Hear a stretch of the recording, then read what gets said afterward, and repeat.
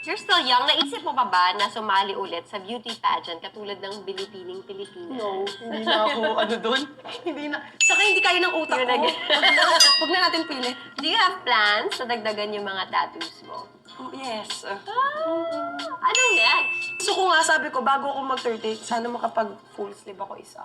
Oh, wow. Hindi ba masakit? Masakit siya, pero alam mo yun, nag-i-enjoy na ako sa sakit. Ay! Sanay na po tayo sa sakit. Ah, sakit. Then naman tayo about family and yung growing up years mo.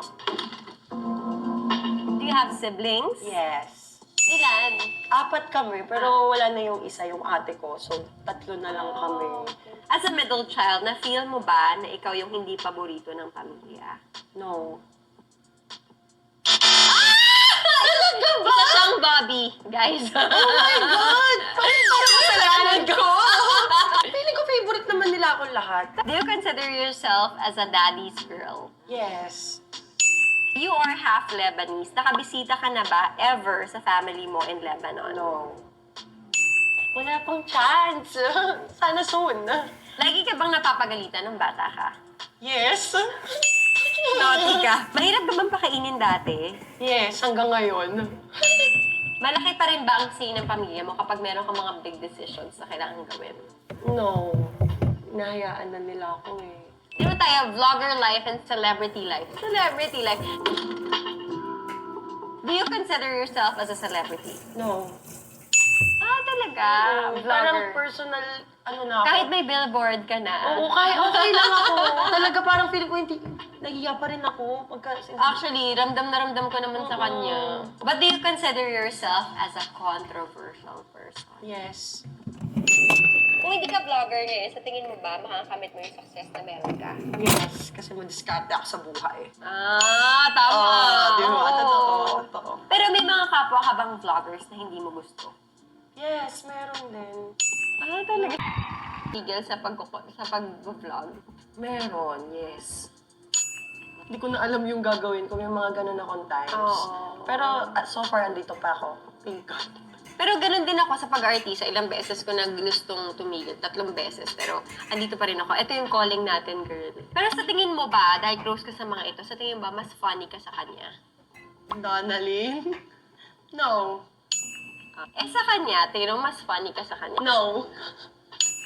Sila yung pinaka... Close mo talaga sa... Oo, sobra. sila. As in, mga kapatid ko sila. Mas close kami behind the camera kaysa sa vlogging. Pero pag-usapan naman natin dating and relationships. Oh, ito na! Ito na! Char! Dito ako kinabahan, ha? Oy, nag-red! Tsaka kinabisa kayong green yung pawis. Okay guys, ito na. Ready na ba kayo, Char? Alam naming maraming nagtatanong parati tungkol sa inyo ng ex mo. Napapagod ka na bang pag-usapan siya? Yes. Nakapagod. Paulit-ulit Dapat na. yan naman na lang, girl. I-record mo yung sarili mo, tapos pag may nagtatanong. Ito na po. Totoong katawa. Okay, masasabi mo bang mas gaganda ang buhay mo ngayong wala na si ex sa Yes. buhay mo? Hindi pa tapos yung tanong. Yes. Bakit? Wala lang kasi wala na yung pressure na araw-araw mong iisipin yung kailangan mo unahin yung ibang tao kaysa sa sarili mo. Ngayon, parang mas uunahin mo na lang yung sarili mo, tapos yung mga taong kailangan ka. Pero sa tingin mo ba, may pagkukulang ka sa ex mo? Hindi ako perfect, but no. Never ako nagkulang. Grabe, ang tapang niya, ha? Tanong nyo lahat! Tanong mo lahat! May mga kaibigan ka bang pinagtakpan ang mga ginagawa ni ex? Yes.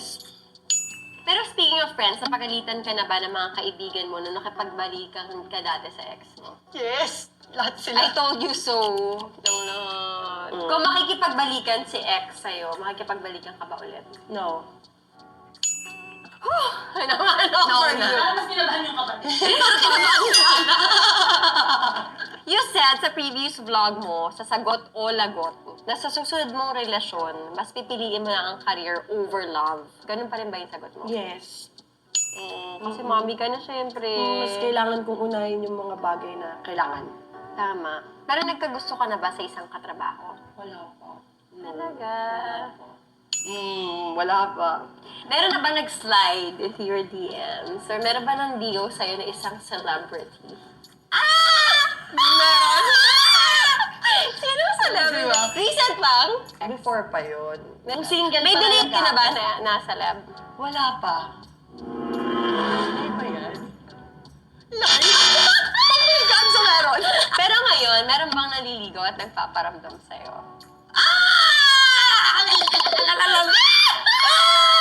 Pag nag-no ba ako dyan, anong lalabas? Uulitin ko ang tanong, ngayon ba meron nagpaparamdam at nanliligaw sa'yo? No.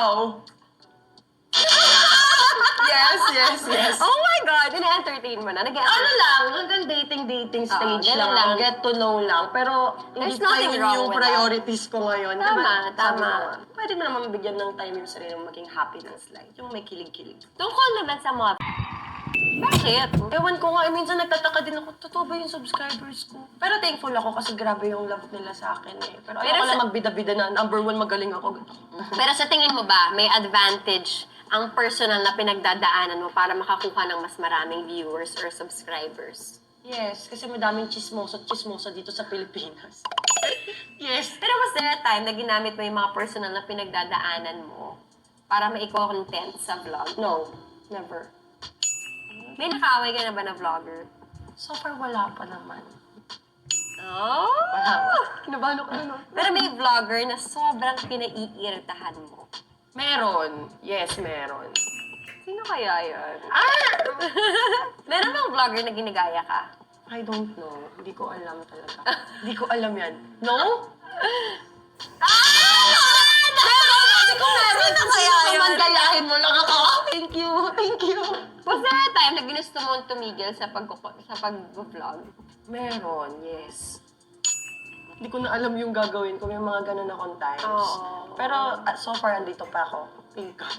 Pero ganun din ako sa pag-artista. Ilang beses ko na ginustong tumigil. 3 beses. Pero andito pa rin ako. Ito yung calling natin, girl. Pero sa tingin mo ba, dahil close ka sa mga ito, sa tingin mo ba, mas funny ka sa kanya? Donalyn? No. Sa kanya, tingin mo mas funny ka sa kanya? No. Sila yung pinaka... Close mo talaga sa... Oo, sobra. sila. As in, mga kapatid ko sila. Mas close kami behind the camera kaysa Oo. sa vlogging. Pero pag-usapan naman natin dating and relationships. Oh, ito na! Ano na? Char! Dito ako kinabahan na. Oy, nag-red! Tsaka kinabisa kayong green yung pawis. Okay, guys, eto na. Ready na ba kayo, Char? Alam naming marami nagtatanong parati tungkol sa inyo ng ex mo.